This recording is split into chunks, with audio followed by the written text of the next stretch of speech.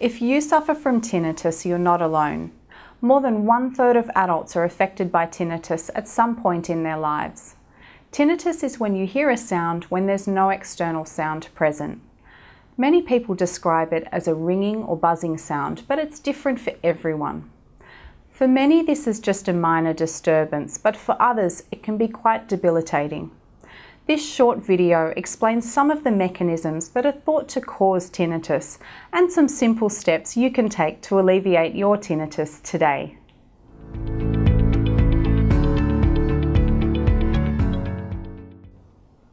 The nerves that carry sound from our ears to our brain are never really resting. There's always some low-level activity going on. Usually we don't hear this activity because there are so many other sounds around us that drown out this internal noise, even in seemingly quiet situations. Things like the whir of your fridge, the hum of fluorescent lights, or the drone of distant traffic. Tinnitus is more common in people who have hearing loss because if they don't wear hearing aids, they're often missing out on these sounds that mask out their nerves' internal noise. When the brain doesn't receive as much sound as it used to from the ears, it tries to compensate by essentially listening harder, and this is why it's more likely to pick up this internal noise. If you experience tinnitus and you have a hearing loss, hearing aids can actually help by replacing the internal sounds of your nerves with real sounds from the outside world.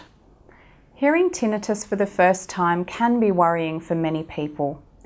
If your tinnitus bothers you, this can actually make you more likely to notice it because your brain sees it as a potential threat. And the more you notice it, the more worried you can get. There are a number of approaches to try to break this cycle.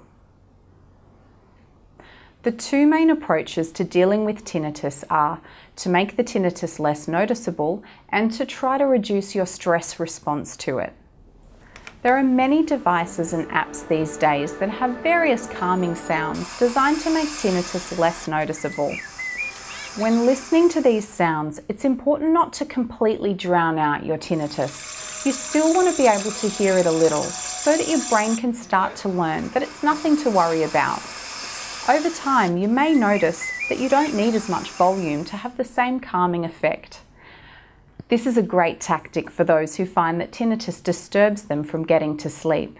Reducing your stress response to tinnitus is usually done through overall stress management and relaxation techniques, like meditation and deep breathing. Alcohol, caffeine, and some medications can also trigger tinnitus, so talk to your doctor about whether these might be affecting you. Your GP may refer you to an ear, nose and throat specialist to check if there are any underlying medical causes for your tinnitus. You can also discuss it with one of our audiologists here at Australian Hearing, who all have specialised training in managing tinnitus. Call us or drop into your closest centre to discuss your options.